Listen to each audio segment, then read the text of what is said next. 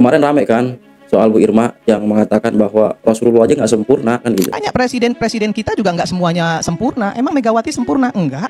SBY sempurna? Enggak. Soekarno sempurna? Enggak juga. Soeharto apalagi?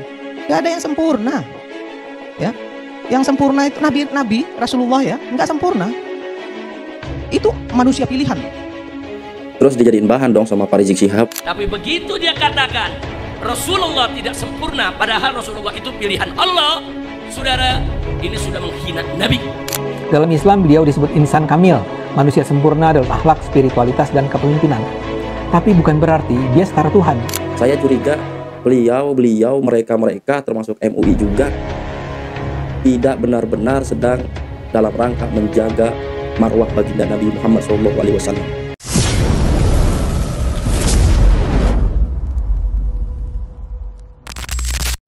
Nah ini nih lagi rame masalah Bu Irma yang dalam statementnya mengatakan bahwa Nabi Muhammad juga nggak sempurna kan gitu.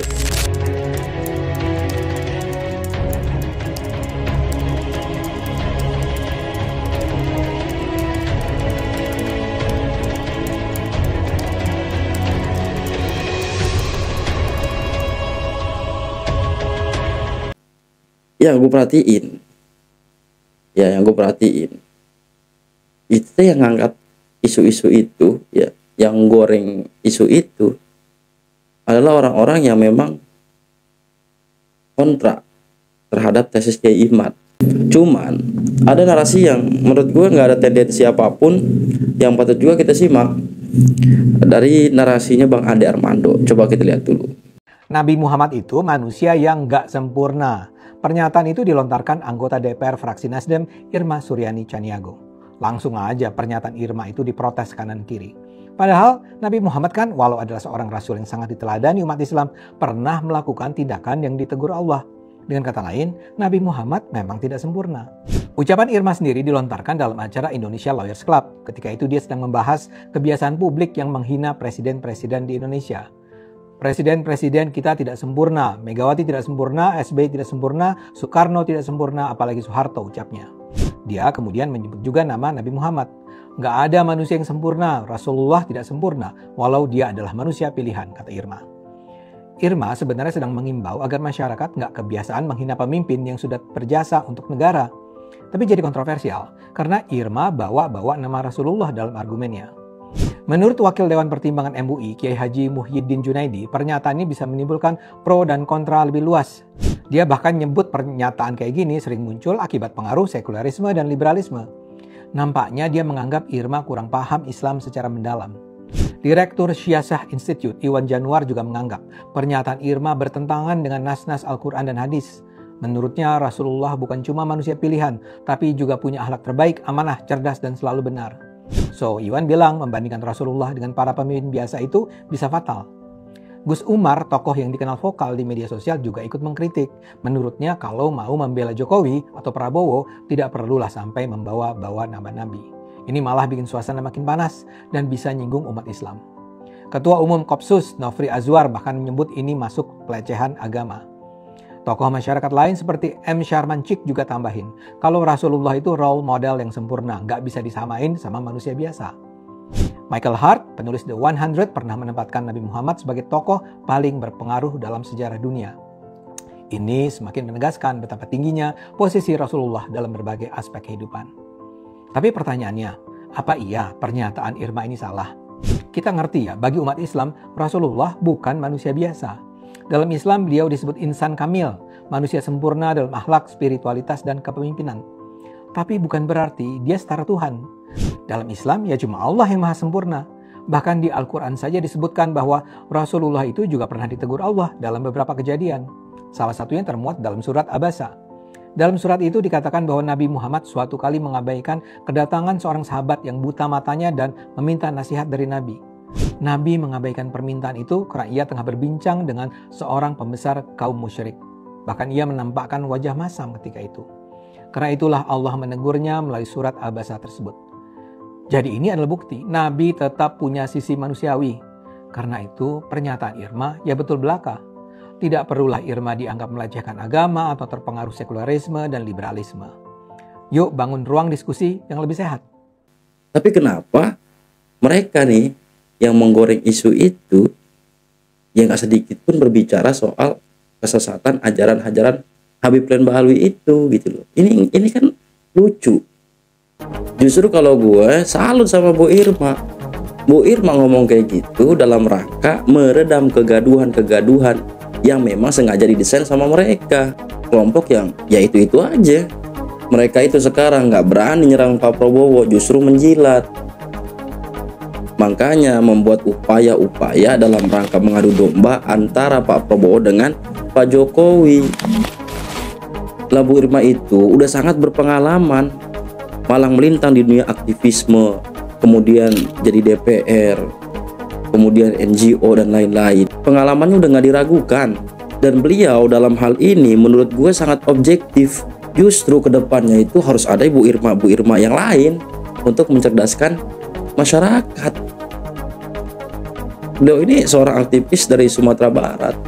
Gue salut, dan dalam perspektif ini gue sepakat dengan beliau. Kayak gitu. Nah selanjutnya teman-teman, biasanya channel ini Ponpes Lumbung kan berbicara tentang polemik nasab yang terjadi. Lalu apa korelasinya gitu? Polemik nasab dengan politik. Kamu buta bila masih melihat polemik nasab ini sebagai polemik biasa. Kamu masih tertidur lelap, di mana para pejuang sudah terbangun dan bergerak. Kamu beranggapan polisi ngapain aja. Kamu kurang dalam nyelamnya, bro. Kamu hanya bisa berenang di permukaan konflik yang keruh ini, lalu mencipratkan airnya ke sana kemari. Negeri ini sedang duel ideologi sampai 5 tahun ke depan. Perhatikanlah, semua pengajian Bahlawi itu terfokuskan dalam kantong-kantong suara khusus. Siapa lagi kalau bukan kantong suaranya Anies Baswedan. Kelompok ini ngotot dengan Bahlawinya. Kursi singgasana RI 1 dan RI 2 harus menjadi milik mereka. Dan pada akhirnya kita mampu memahami polemik nasab ini dengan baik.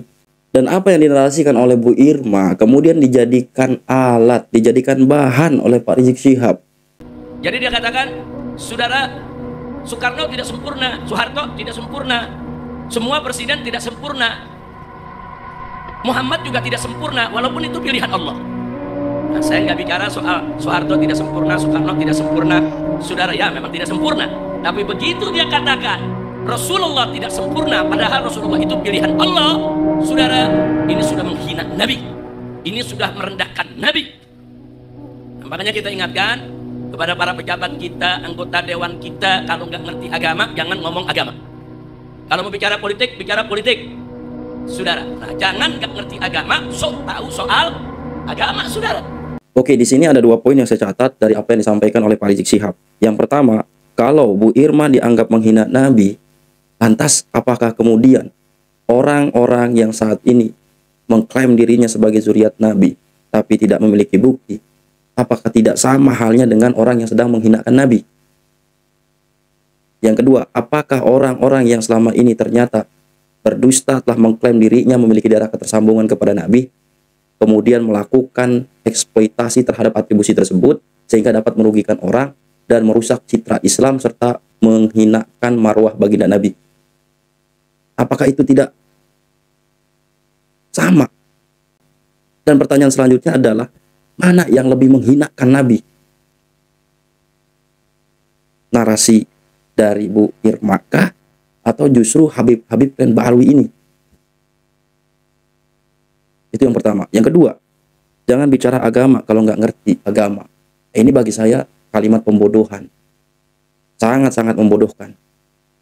Nah sekarang beliau sebagai tokoh agama, katanya sebagai ulama, tapi berbicara tentang politik.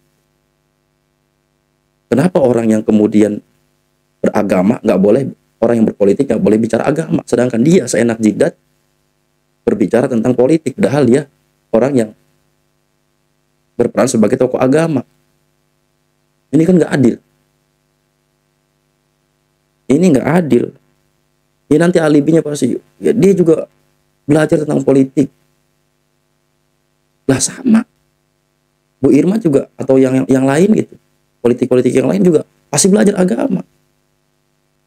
Ditambah memang punya pengalaman di situ gitu. Pak Rizik Syihab ini kan kalau kita lihat rekornya dalam dunia politik jadi apa sih? Kan nggak ada. Makanya saya katakan, saya tegaskan, ini kalimat pembodohan. Ini kalimat pembodohan. Kalaupun keliru, ya tinggal diluruskan. Kan ada MUI. Seperti itu. Nah, maka kesimpulan dari video ini adalah saya curiga bahwa ustadz-ustadz tokoh agama termasuk Rizik Syihab ini, saya curiga beliau mereka termasuk MUI juga tidak benar-benar sedang dalam rangka menjaga marwah baginda Nabi Muhammad SAW. Karena saya melihat ada ketidakobjektifan dalam menyikapi satu permasalahan. Dan ini sudah dipertontonkan dari mulai dulu kasus Mama Gufron. Selanjutnya kemarin soal PIK 2. Polemik nasab belum kelar, belum sama sekali disentuh. Tapi ada polemik yang baru, langsung ditangani. Pas respon gitu. Jadi mereka yang saat ini kemudian menyerang Bu Irma itu tidak sepenuh hati menjaga marwah baginda Nabi. Ada muatan politik di sana. Yang kedua, ada ketidakobjektifan ulama-ulama kita, ustadz-ustadz kita dalam menyikapi satu permasalahan. Terakhir, mana yang lebih menghinakan Nabi, Bu Irma, atau orang yang mengaku-ngaku dirinya sebagai cucu Nabi tanpa bukti, serta kemudian mengajarkan kepada umat Islam bahwa leluhurnya pernah mi'raj 70 kali dalam satu malam, dan ajaran-ajaran yang lain. Mana yang lebih menghinakan baginda Nabi? Telapak kaki Habib yang nakal, telapak kaki Habib yang narkoba, yang maksiat, yang nakal, yang kotor, dibandingkan kepala kiai yang pakai sorban, masih lebih mulia telapak kaki Habib yang maksiat tersebut. Bahwa Al-Imam Faqihil Muqaddam adalah orang-orang yang besar. Beliau adalah orang-orang yang hebat. Bahkan diceritakan beliau pernah mi'raj, saudara-saudara, bertemu dengan Allah dalam satu hari 70 kali, saudara-saudara. Maksud gue, kenapa bungkam kalau kiraan soal Habib? Kenapa kok diam? 1000 bahasa, tuli, tidak mendengar, tidak merasakan. Mungkin hanya ini yang dapat saya sampaikan. Assalamualaikum warahmatullahi wabarakatuh. Terus Facebooknya yang di screenshot oleh teman dikirimkan kepada saya. Orangnya sekarang baru meninggal sebulan yang lalu. Dia ahli nasab daripada Rabita Alawiyah. Dia mengatakan, bagaimanapun caranya kita akan lawan dan pertahankan nasab kita. Setelah nulis begitu, dia mati cegahnya. Kalau orang berani untuk berdiri tegak ketika ada bulldozer, maka dia akan terlindas oleh bulldozer. Apapun fitnahnya, apapun framingnya, setinggi apa dia pangkatnya hari ini, yang mau membela nasab yang telah menyakiti Rasulullah Muhammad SAW itu beratus-ratus tahun, dia akan ikut terbantai.